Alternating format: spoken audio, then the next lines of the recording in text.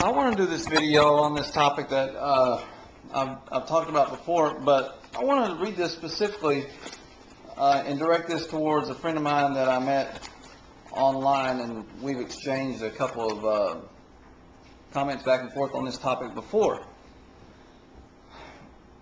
And here this is an article I happened across in my local paper in the opinion section by a man named Nat Hentoff.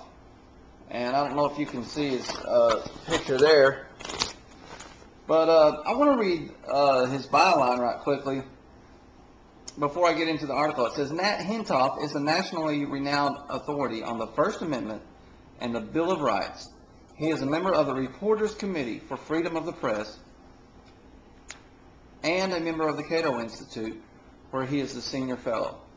Now, the Cato Institute is a libertarian think tank that has garnered a lot of respect from both sides of the political spectrum across the country, the left and right.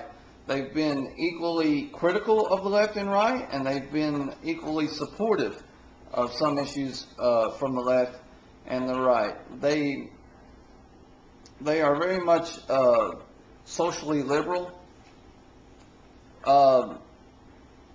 And this man is a senior fellow, a very high-ranking position in their institution. And this is a long article, and I hope I don't have to go to 2 blogs to get this in, but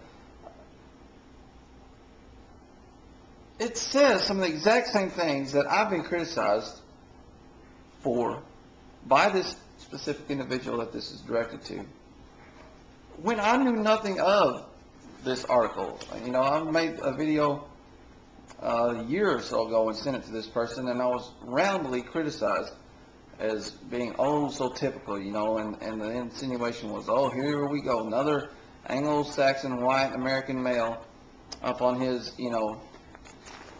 closet racist rant because he doesn't support hate crime legislation.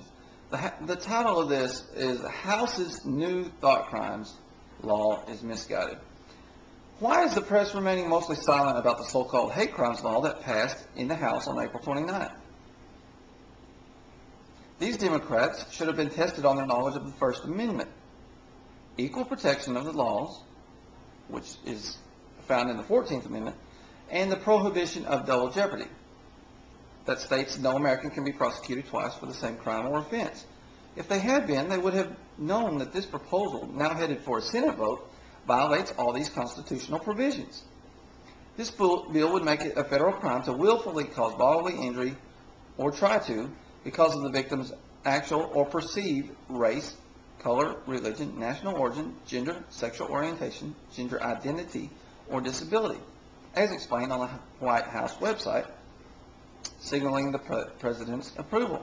A defendant convicted on these grounds would be charged with a hate crime, quotes are theirs, in addition to the original crime, and would get extra prison time. Oh boy, this is exactly what I talked about. The extra punishment applies only to these protected classes.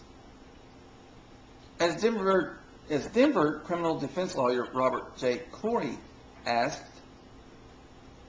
isn't every criminal act that harms another person a hate crime? Now, I'm going to link to my own video, and I use almost this exact same verbiage. Isn't every criminal act that harms another person a hate crime? Then, regarding a Colorado hate crime law, Corey wrote, when a gang engaged in an initiation ritual of specifically seeking out a white woman to rape, the Boulder prosecutor declined to pursue hate crime charges. She was not enough of one of its protected classes.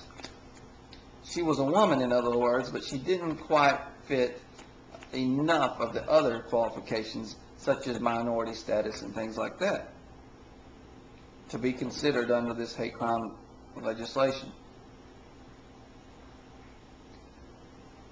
The prosecutor adds, the the criminal defense attorney, Corey,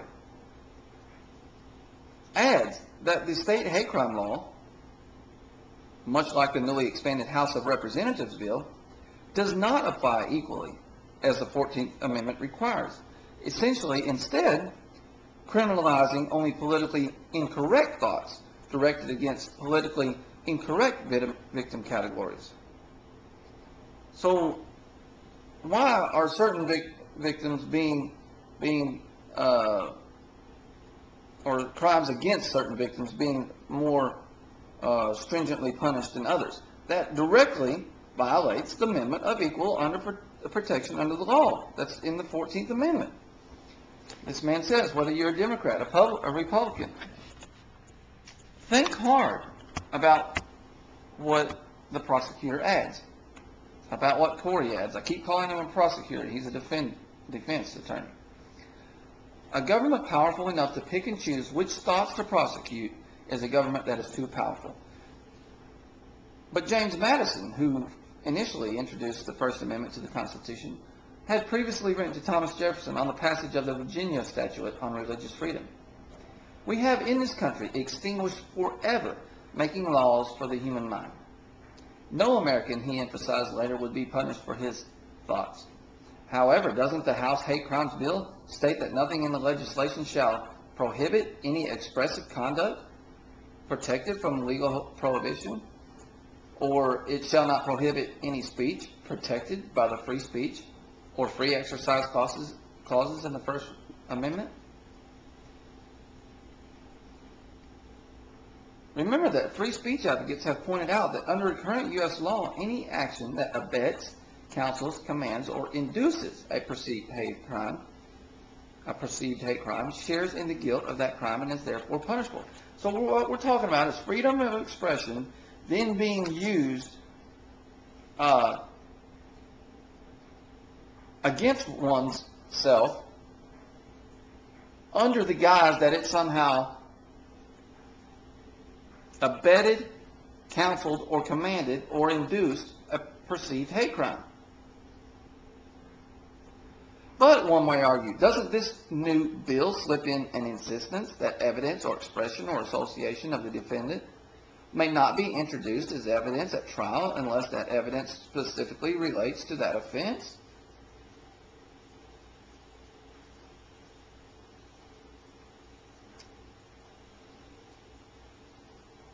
In one particular case, Grimm versus Churchill, the arresting officer was permitted to testify that the defendant had a history of making racial remarks in one particular hate crimes prosecution case. In People versus Lampkin, the prosecution presented as evidence racist statements that the defendant had uttered 6 years before the crime for which he was on trial, as evidence that supposedly specifically related to the offense at hand. So what we're talking about is a contradiction that says people are free to express themselves. This bill that says you will not be prosecuted for freedom of expression that is protected in the First Amendment. However, if you are abetting or inducing hate crime, you will be guilty. And then at trial, this provision stating that it must be expression related specifically to this crime has been contorted to include things such as statements made 6 years prior to the offense in question. This is absolutely ridiculous infringement upon freedom of expression as guaranteed by the First Amendment. And I'll get into some very, very specific examples that he goes into about why this law is a bad idea, if you will come with me to my next video.